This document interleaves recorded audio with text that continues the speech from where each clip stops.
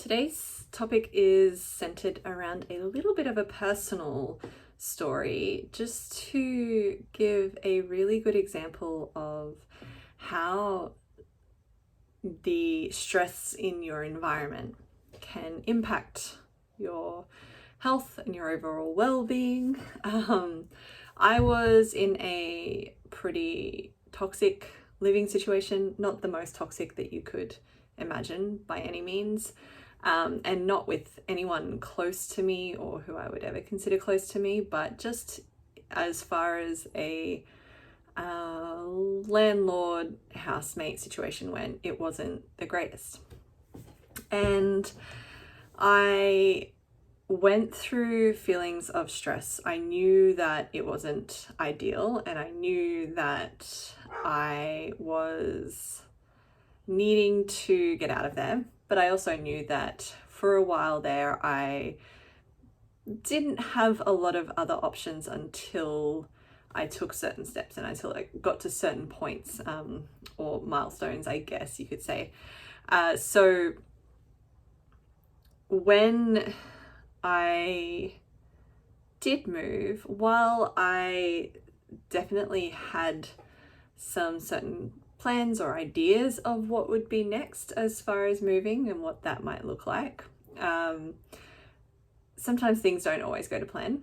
I don't know if the whole world has noticed that lately, but where I did move into, at least in order to get me out of there and into a better environment, has made a huge difference. And the reason that I talk about this and the reason that I bring this up is because sometimes when we think about stress and we think about our health and well-being, we don't necessarily look at the energy output that we have in the environments that we spend the most time in. Often we might just look at work, because we do spend a lot of time at work, sure, but work-related stress or financial-related stress or our closest relationships. But it's really important to look at the levels of energy you have to put into just maintaining certain things, and the levels of energy that I was putting into just maintaining an element of sanity or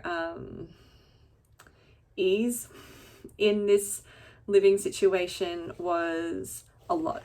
It was a lot. And the things that I've noticed since removing or being able to remove myself from that situation finally was that my energy levels are so much more. I have more presence then I have more to give in my energy levels. I'm creating more content. I'm doing all of these extra things that I didn't have before. I'm recovering from things a lot better. So like things like my skin heals a lot quicker if I get a cut or a breakout or anything. And if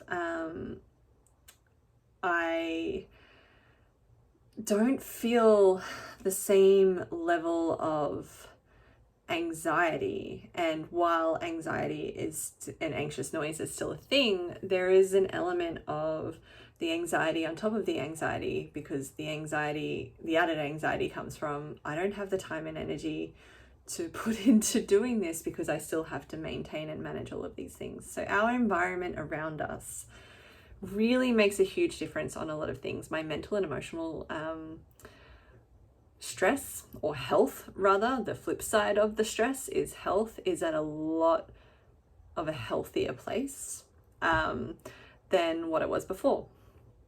And there are these things in our lives that come in as underlying, like, or little almost insidious stress points that we don't necessarily notice. Sometimes it is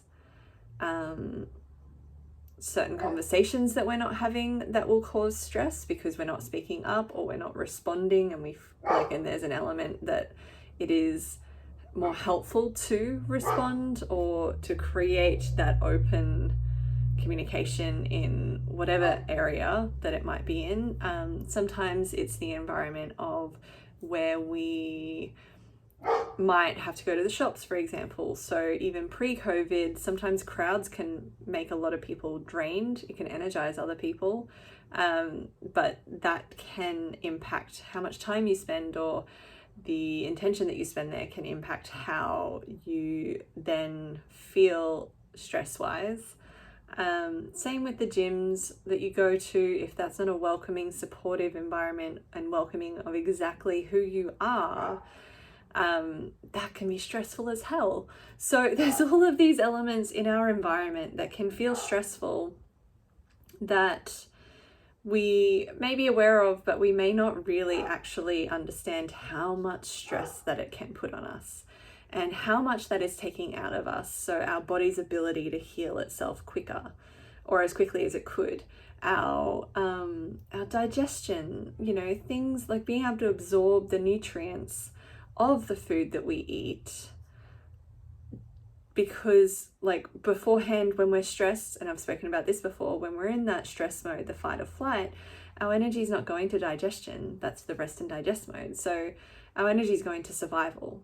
So we're not digesting and absorbing the nutrients as well, which means that things like our immune function is compromised or lowered, less than optimal, all of these little things. So I wanted to share that little bit of a tidbit that I don't necessarily talk about all that publicly all that often, but simply in this case, because it is relevant to how stress can impact us and how it can be things that aren't necessarily the obvious things. And we sometimes, if we're in a certain element of survival mode, that we might find that upon reflection in that wonderful thing that is hindsight, that we've put so much energy into something just to maintain it at a livable level that it was draining us in other ways that we didn't realize. And when we are able to step away from that for long enough, we can actually reflect back and go, holy hell, right, good.